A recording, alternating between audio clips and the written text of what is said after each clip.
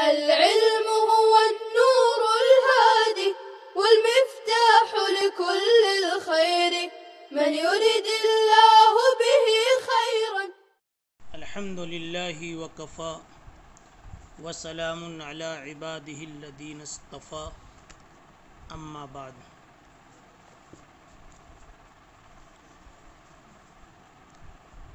باب ما جاء في کراہیت البول فی المغتسل.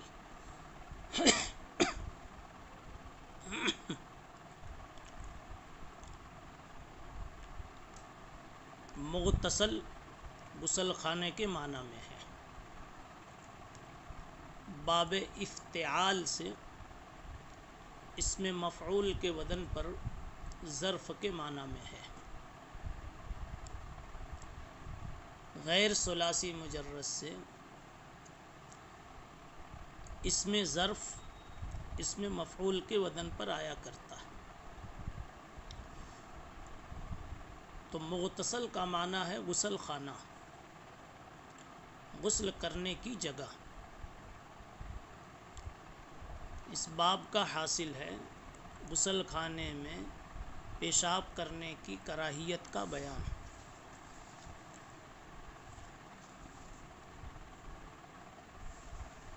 ترجمۃ الباب کا مفہوم بالکل ظاہر ہے کہ غسل خانے میں پیشاب نہیں کرنا چاہیے.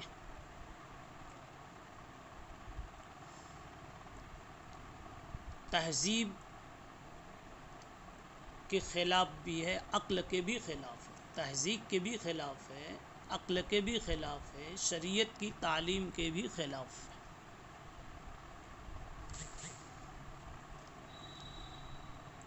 تہذیب کے خلاف اس لیے ہے کہ غسل خانے میں غسل پسند کیا جاتا ہے اور پیشاب خانے میں پیشاب کرنا پسند کیا جاتا ہے. کسی کو یہ خبر ہو جائے کہ آپ کے غسل خانے میں آپ پیشاب بھی کرتے ہیں، یہاں پیشاب بھی کیا جاتا ہے، تو اس کو آپ کے غسل خانے سے کراہیت محسوس ہوگی، وہاں غسل کرنے میں اس کو کراہیت محسوس ہوگی، اس لیے کہ اس تہذیب کے خلاف ہے. اور عقل یہ کہتی ہے جو شے جس مقصد کے لیے بنائی جائے اسی میں اس کا استعمال. پیشاب خانہ، وہاں پیشاب کرنا بالکل عقل کے مقتضا کے مطابق ہے، اس لیے کہ وہ جگہ بنی ہی اسی لیے. غسل خانہ اس لیے نہیں بنا. اس پہلو سے عقل کے بھی خلاف اور شریعت کے بھی خلاف آنے والی روایت اس بات کو بتلا رہی ہے کہ رسول اللہ صلی اللہ علیہ وسلم نے ایسی حرکت سے منع فرمایا ہے. اور یہ ایک حقیقت ہے کہ اگر اس انسان کے پاس عقل سلیم ہو اور اس پر زمانے کی مسموم ہواؤں نے اپنا اثر نہ دکھایا ہو، باہر کی گرد و غبار نہ لگی ہو، تو پھر عقل سلیم کا وہی فیصلہ ہوگا جو شرع متین کا، جو شریعت کا. عقل جو کہہ رہی ہے کہ استنجا خانے میں استنجا ہو، غسل خانے میں غسل ہو، یہ عمل وہاں نہیں، وہ عمل یہاں نہیں. شریعت بھی یہی کہہ رہی ہے کہ غسل خانے میں غسل ہی ہونا چاہیے، پیشاب کا عمل نہیں ہونا چاہیے. روایت ہے علی ابن حجر کی، بہی قال حدثنا علی ابن حجر واحمد بن محمد بن موسیٰ قال اخبرنا عبد الله بن المبارک عن معمر عن اشعث عن الحسن عن عبد الله بن مغفل ان النبي صلی اللہ علیہ وسلم نہى ان يبول الرجل في مستحمه وقال ان عامة الوسواس منه. یہ روایت امام ترمذی رحمۃ اللہ علیہ کے دو استاذ علی ابن حجر اور احمد ابن محمد، ان دو استادوں سے منقول ہے۔ یہ احمد ابن محمد جو ہیں امام ترمذی کے بھی استاذ ہیں، امام نسائی کے بھی استاذ ہیں۔ اوپر نام ایک ہے اشعث، یہ اشعث ابن عبداللہ ابن جابر الازدی ہیں، اور امام ترمذی رحمۃ اللہ علیہ نے آگے چل کر بتایا ہے کہ انہی کو اشعث عامہ بھی کہا جاتا ہے۔ ان کو کئی طرح سے یاد کرتے ہیں، کبھی اشعث ازدی کہتے ہیں، اشعث عامہ کہتے، کبھی اشعث ابن عبداللہ کہا جاتا، اور کہیں اشعث ابن جابر کہا جاتا۔ یہ مختلف نام انہی کے ہیں، مختلف انداز سے ان کو یاد کیا جاتا ہے۔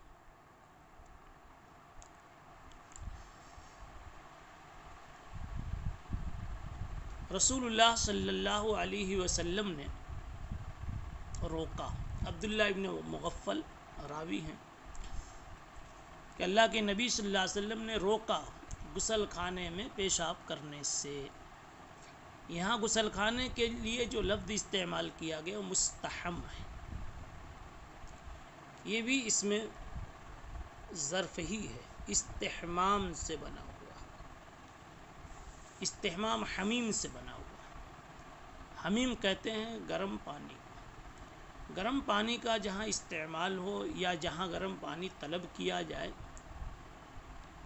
اس جگہ کو مستحم کہتے ہیں۔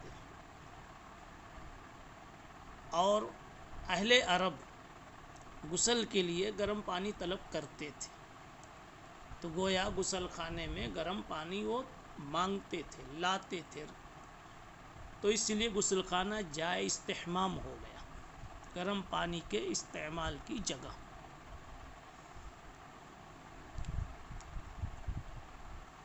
اب حدیث میں جو مضمون آیا ہے وہ یہ ہے کہ غسل خانے میں پیشاب نہیں کرنا چاہیے، رسول اللہ صلی اللہ علیہ وسلم نے منع فرمایا۔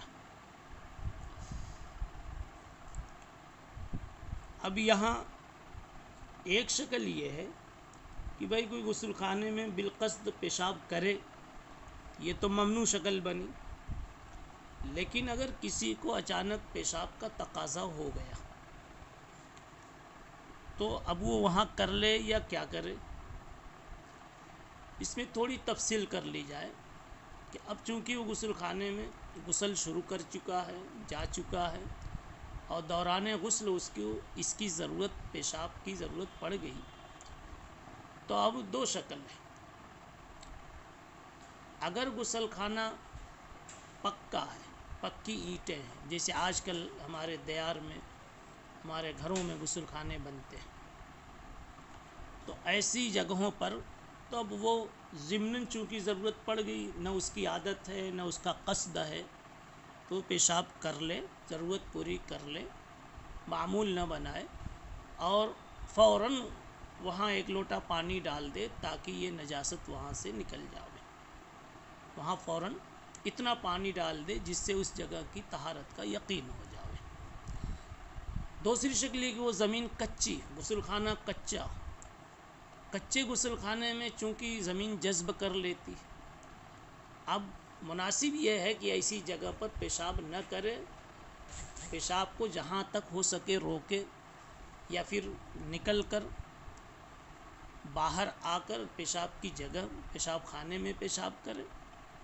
اس لیے کہ اگر وہ ایسی جگہوں پر پیشاب کرتا ہے کچی زمین پر اور پھر وہیں غسل کرتا ہے، تو اگرچہ پانی بہا دینے سے اس کو خیال ہوگا کہ پیشاب تو نکل گیا، بہہ گیا، لیکن چونکہ زمین نے جذب کر لیا ہے کچھ حصہ، تو جیسے ہی غسل خانے کا پانی بار بار گرے گا تو اس کو خیال ہوگا کہ پانی اس زمین کی نجاست سے، گندی جگہ سے متاثر ہو کر اس کی چھینٹیں ہمارے اوپر آ رہی ہیں، تو وسوسہ آنے کا یہاں سے ایک دروازہ کھلے گا، ایک راستہ کھلے گا۔ اس لیے بہتر یہ ہے کہ ایسی جگہوں پر پیشاب ہرگز نہ کیا جاوے۔ ہاں بالکل مجبوری کی شکلیں تو مستثنیٰ ہیں، الضرورات تبیح المحظورات، وہ اپنی جگہ مسلم ایک چیز سے، اس کا الگ سے حکم بیان کرنے کی ضرورت نہیں۔ حدیث پاک میں جو بات بتلائی گئی وہ یہی بتلائی گئی کہ لگتا ہے کہ کچے غسل خانے ہی سے متعلق یہ بات، اور اس کا معمول یا اس کے بالقصد ہونے سے متعلق ہی یہ چیز ہے کہ استنجا خانے کو، غسل خانے کو پیشاب کے لیے استعمال نہ کریں، کچی زمین ہے تو استعمال نہ کریں، ورنہ یہاں سے وسوسے شروع ہوں گے۔ آپ نے فرمایا، آپ صلی اللہ علیہ وسلم نے روکا کہ آدمی پیشاب کرے اپنے غسل خانے میں، اور فرمایا کہ اکثر وساوس وہیں سے پیدا ہوتے ہیں، اکثر وسوسے وہاں سے پیدا ہوتے ہیں۔ اب وہاں اگر پیشاب کر دیا اور زمین کچی تھی اور غسل کیا تو بات یہاں سے چلے گی کہ چھینٹیں اڑ کر وہ آپ کے بدن کو پہنچی، بدن آپ کا ناپاک ہو گیا، کپڑا آپ نے پہنا، کپڑا بھی متاثر ہوا، پھر یہ وسوسہ آگے تک بڑھے گا، نمازوں تک بڑھے گا، تو وسوسے پہ وسوسے آتے جائیں گے۔ اسی کو حدیث میں کہا گیا کہ غسل خانے میں پیشاب کرنا وسوسوں کا سبب ہے، اور یاد رکھیں وسوسہ بہت بری چیز ہے، اسی لیے وسوسہ کا دروازہ بھی بند کر دینا چاہیے۔ حدیث میں فرمایا گیا کسی کے پیٹ میں یہ شکایت ہو جائے کہ اسے بار بار ہوا خارج ہو رہی، تو اب اسے ہر وقت شک ہو رہا ہے کہ شاید ہوا نکل گئی، شاید ہوا نکل گئی، تو اگر وہ شک کے درجے میں ہے تو پھر جب تک کہ اس کو یقین نہ ہو جاوے کہ ہوا نکلی ہے، جب تک وہ ہوا نکلنے کو تسلیم نہ کرے اور اپنے وضو کو باقی سمجھے۔ اب وہ کیسے؟ تو فرمایا کہ حدیث میں بتایا گیا کہ ایسا آدمی جب تک کہ آواز یا بدبو نہ محسوس کر لے اس وقت وہ اپنے وضو کو، اس وقت تک اپنے وضو کو باقی سمجھے۔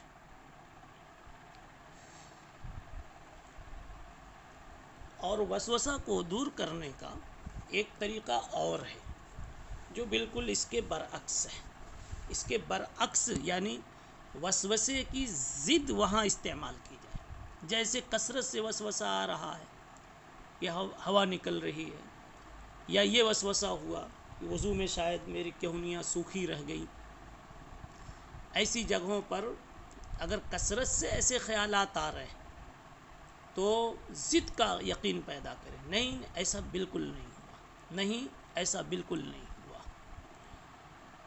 شیطان کی طرف سے ایسے وسوسے ہوتے ہیں، ایسا کرنے سے دھیرے دھیرے یہ شیطانی اثر ختم ہو جائے گا۔ حضرت گنگوئی رحمۃ اللہ علیہ اپنی بات ارشاد فرماتے ہیں، ایک مرتبہ میں وضو کر کے گھر سے نکلا تو مجھے راستے میں ایسا لگا کہ میرا ہاتھ خشک ہو گیا، پھر میں نے جا کے دھو لیا، اس کے بعد پھر آنے لگا مسجد کی طرف تو پھر کچھ خیال ہوا کہ اتنا حصہ شاید خشک رہ گیا، پھر میں نے دھویا۔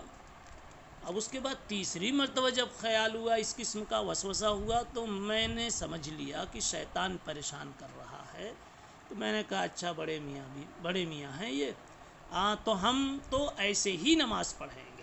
چنانچہ میں نے ویسے ہی جا کے نماز پڑھ لی اور اس وسوسے کی طرف بالکل دھیان نہیں دیا۔ تو وسوسے کا ایک موٹا علاج جو عام طور پر صوفیاء کرام فرماتے ہیں کہ عدم التفات الی الوسوسہ، یہی ہے علاج وسوسہ، عدم التفات الی الوسوسہ، یہی علاج وسوسہ ہے۔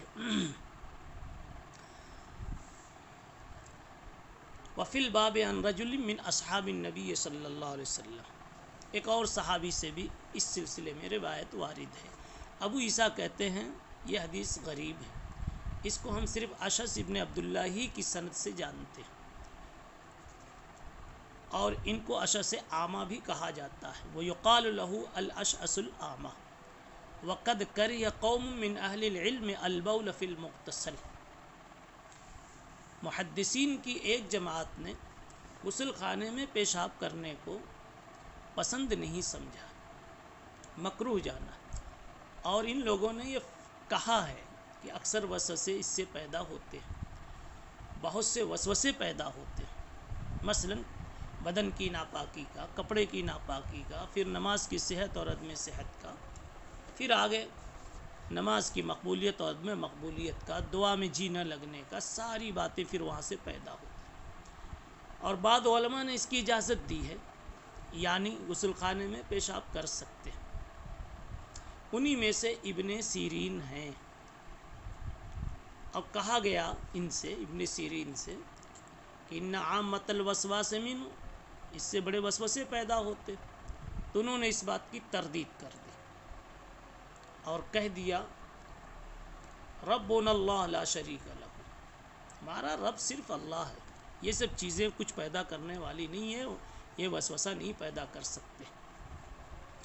اب سوال ہے کہ ابن سیرین نے کیسے تردید کر دی ان عامۃ الوسواس منہ کی، جبکہ یہ بات تو حدیث میں بھی آئی ہے. سیدھی بات یہ کہ ابن سیرین کو اس ٹکڑے کا حدیث ہونا معلوم نہیں تھا، ورنہ حدیث ہونا معلوم ہو اور پھر تردید کریں تو ایسا نہیں. انہوں نے یہ سمجھا ہوگا کہ یہ قائل کا قول ہے.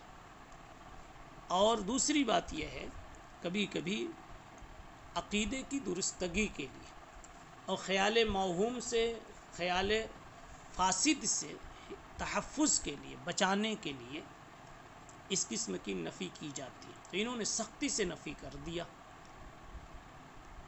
کہ کوئی چیز کوئی کسی چیز کو پیدا نہیں کر سکتی، پیدا کرنے والا تو صرف اللہ ہے. ربنا اللہ لا شریک لہ، اس کا کوئی ثانی نہیں، کوئی شریک نہیں. تو اس لیے کسی عمل سے وسوسہ پیدا ہو، عمل میں یہ طاقت نہیں.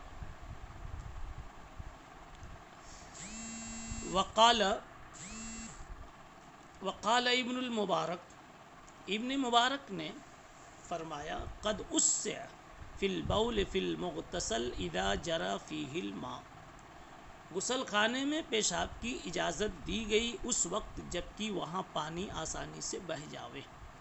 تفصیل آپ کے سامنے ابھی پیش کی گئی ہے کہ غسل خانے اس طرح کے ہوں کہ پانی ایک لوٹا ڈال دیا جائے اور نکل جاوے، اور پھر وسوسے کی گنجائش باقی نہ ہو تو کوئی حرج نہیں ہے. لیکن پھر بھی اس میں قصد نہ ہو کہ وہیں پیشاب کرنا ہے، اور یہ کہ اس کو معمول نہ بنایا جائے، اچانک ضرورت پڑ گئی تو وہاں اس کو استعمال کر سکتے ہیں.